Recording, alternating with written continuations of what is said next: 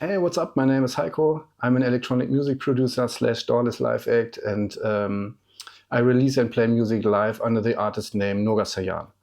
And on this channel, I want to give you some insights to my production techniques, discuss synthesizers, workflows, setups, and so on, and just hang out with you guys, and maybe we can do some music together, and hopefully have a great time.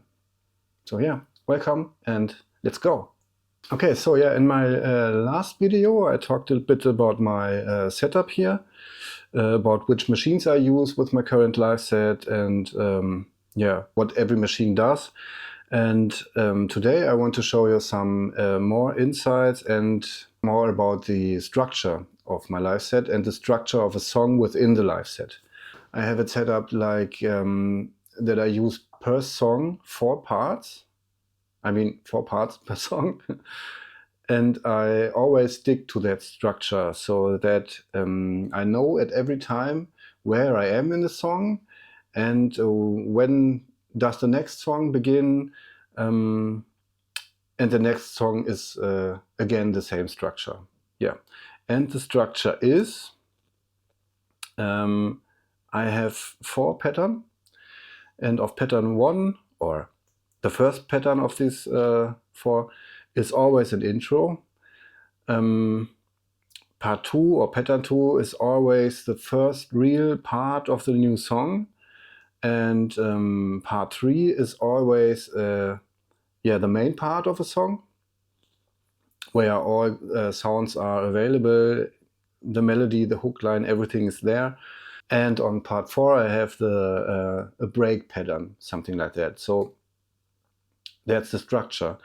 And I commit to only 4 parts per song, and that's throughout the whole live set, which means I have 4 songs in one bank, because one bank on the Digitakt has 16 patterns, which means I can play 4 songs per bank. The Octatrack has 8 banks in total, so that means I can play 8 times 4, 32 songs within the live set without stopping the music and changing the project or something like that. I mean, 32 songs is quite a lot of music, I think. And 4 parts already are enough for one song. I mean, it's techno, it's not jazz. 4 parts are enough, I think. Okay, so that means also that I know at every time where I am in a song, because, let me show you. Let's imagine I'm starting from here. Okay, so this is the first part, the first pattern of the song. This is the next part, the first real part of the new song.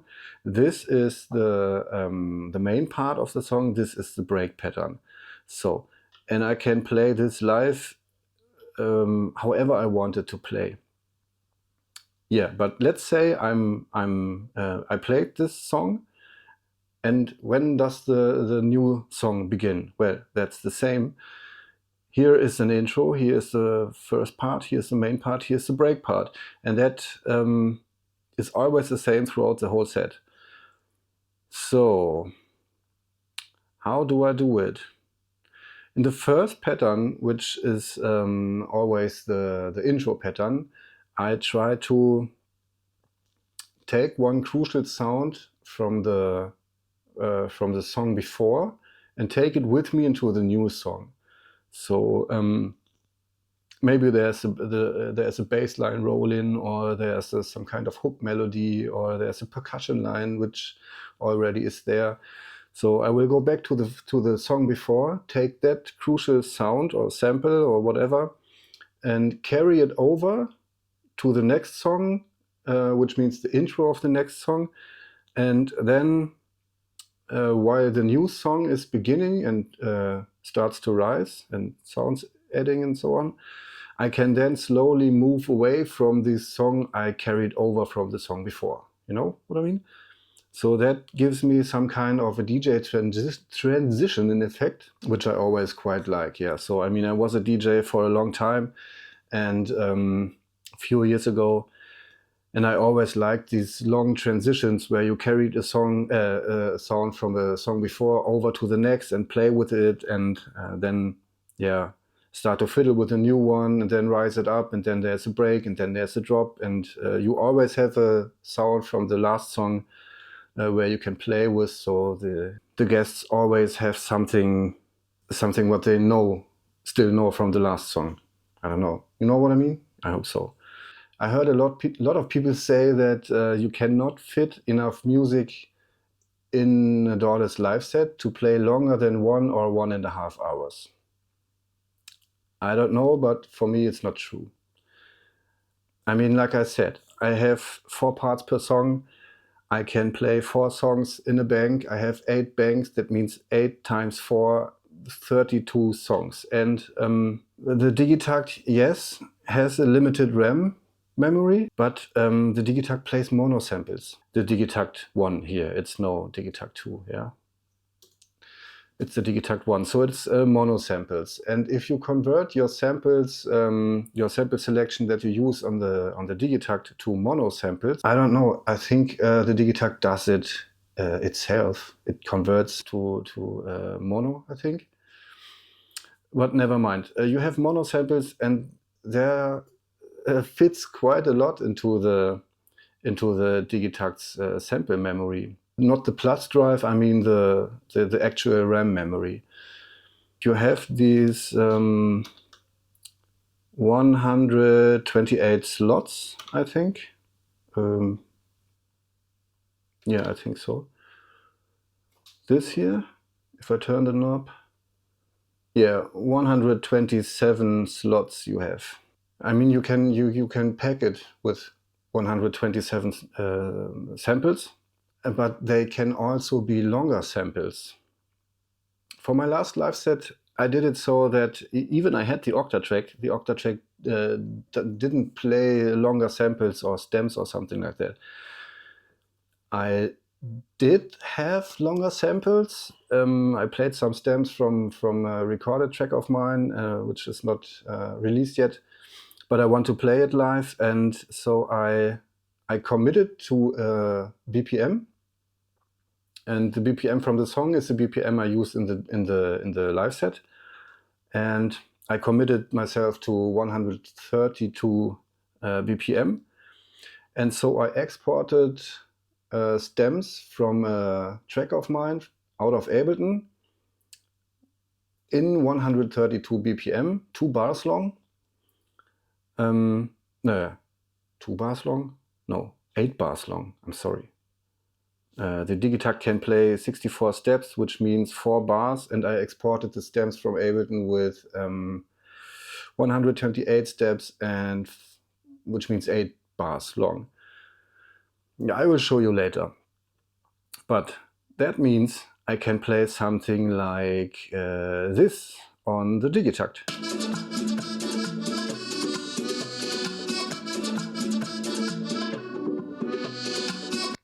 Yeah, that's a long sample. People tend to use an Octatrack for that, but I use it with the Digitakt because I like the Digitakt. And if I stick to 132 BPM, I can play whatever I want. Like this. Just a hi-hat loop, exported from Ableton. I mean, yeah, it's not totally Dawless, I get it, but it's a song of mine, I want to play it, and yeah, I don't want to mess with the Octatrack. I promise I will get into that at some time, but yeah, the Liveset had to be ready, and yeah, so I did it this way. Okay, and I mean, I played about 11 songs or 12 songs, I don't know. I played for about 1.5 hours, and the last pattern was on Bank C, pattern 16, which means I still had place for 5 more banks filled with music. So that means I think I can play for about 3 or 3.5 hours without having to stop the machine and change the project. I mean, that's a lot of music. Yeah, so I'm totally fine with that. Okay, so now that we have the structure down, maybe we can do some music together and maybe find some sounds. Yeah, I think that's a great idea. I already showed you what I have here. I mean, I am in pattern D01. Okay, so that's a new bank. I'm on bank D. It's the first pattern on bank D. The rest is empty, as you see. The rest is empty. And I already prepared some sounds for a new song. I have labeled it here new 1 to 4. It's always the same. I label it this way. Yeah, normally I will give a name, though, so that's not new standing here. Instead of new, there will be a song name or something I can remember what song it is. But always it is 1-4, and the next pattern will be 2-4, and the next pattern 3-4, 4-4, and so on. And if I have the structure down, I will always know where I am. Yeah, so okay, let's find some samples. I already showed you what song was next. Is what I can show you again. This one.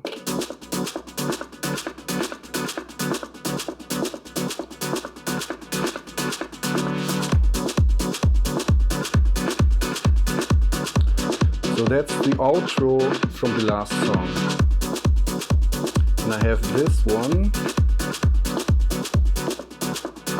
I have this percussion line. You hear that? That's the percussion line I want to carry over to the next song. So we go to bank D, pattern 1. And there you hear it, because it's 8 bars and it gets one trigger. It will last for 128 steps. I can show you here. I have one trigger placed. I don't know if you know the Digitakt workflow and the sequencer, then you already know that's nothing new for you. But I have placed one trigger here, nothing more. And on this trigger, I did a trig condition. Oh, I didn't know. I did not. Okay, it's only 4 bars long. Okay, so if it were 8 bars long like the others I have here, then I would do a trig condition and say 1 of 2. It's always it's only playing 1 of 2 times, so then we have 8 bars and then it gets repeated. You know that trick already, I think. Okay, so that's the one sound I will carry over from the last track to the new one. And I already prepared some 303 action here. This time, yeah, I was lazy and triggered the 303 from the Digitakt. In my last video I said, you cannot do that, it's not true. And yeah, I don't care. That's what I said last time is what last time was. Okay, so I was lazy and triggered the 303 from the Digitakt. And I prepared already a little acid line here, nothing fancy. And what do I have? Let's hear, without the drums. Yeah, okay, so this number 9 here sends MIDI on channel 1 to the 303. You hear? Yeah, nothing fancy. 303 goes audio in the Digitakt, which means I can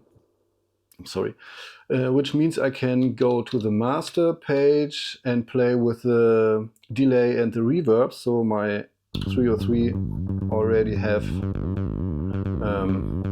delay.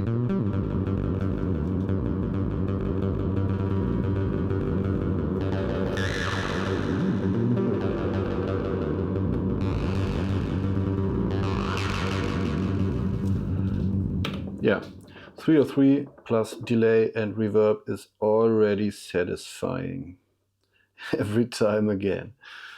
Okay, so that's a simple pattern. That's nothing fancy. And that's all I got for now. I prepared it for you guys so that we can develop it further. So we are on pattern number 1 from the new track. Actually, it's pattern D01, so bank D pattern 1, but it's pattern 1 or part 1 from the new sound, and I carried over this sound. You remember this percussion loop from the last song? I carried it over to the next. So what we have is a 303 and this percussion sample.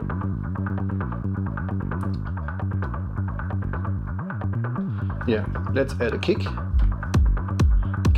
Remember, as I said last time, all my drum sounds coming from the TR8S. So I have a kick, I have another kick. Yeah, I have a clap. Reverb on every sound.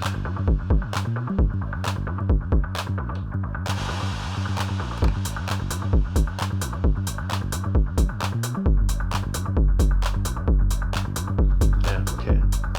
I like some offbeat.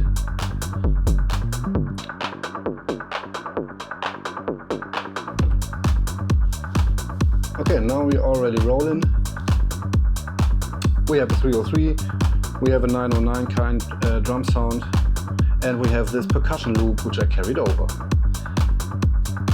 What next? It's already rolling.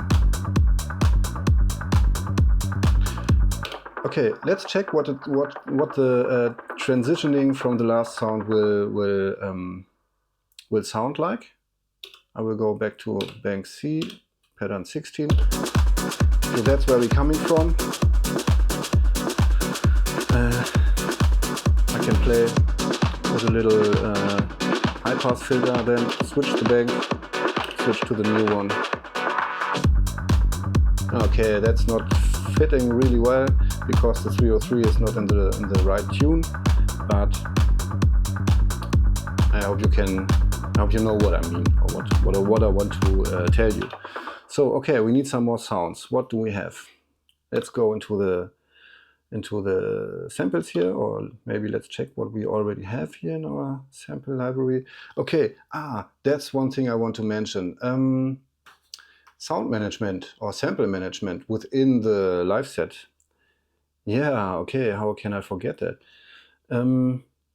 I always stick to, or I always try to stick to a specific order when it comes to sample management within the pattern or within the project, let's say. So as it is the Digitakt 1, not the Digitakt 2, I only have 8 sample slots available. I try to stick to a specific order so that I use track number 1 should be always some kind of bass sound, a sub bass or something that complements the kick sound. Then slot 2, 3 and 4 are always some kind of, I don't know, percussion, ear candy, some kind of metal hit, or I don't know. So then it comes to the sample slot number 5, where I try to always have some kind of melody or key sound or hook line or chord sample, something melodic and something which is key for the track. For the most time it's some kind of melody or something like that. Then samples 6 and 7, or slots 6 and 7, are some, I don't know, other versions of that, or sounds that will complement the song on sample slot 5. And number 8 is some, yeah, I don't know, miscellaneous stuff. It always depends on the song. Yeah, so that's the order I try to stick to. I don't get it every time exactly that way, but I try to, so that I can, if I play in a live situation in a dark club environment and people dancing and all over the place and something like that, I already know that on sample slot 5, which is the sample slot with a marker here. It's 1, 5, 9 and 13. You know that. That's some kind of marker for me, so that sample slot 5 is always something crucial that I can remember in every part of the night.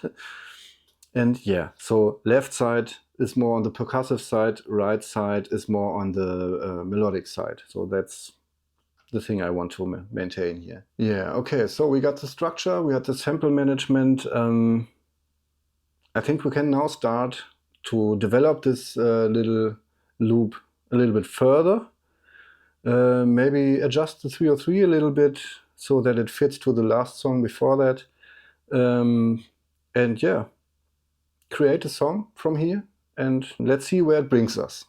So yeah, but I think this video is already about 20 minutes long. I think I will split it into 2 parts. And yeah, maybe we did a little cut here, and maybe you are here next week for the part 2 of that. If you like this video, maybe hit like and maybe subscribe to my channel, as I'm working on more videos like that. So yeah, I quite like doing some videos like this, and hopefully you guys can take something out of it. And yeah, it will be a pleasure if you we see us next time. Take care. Bye.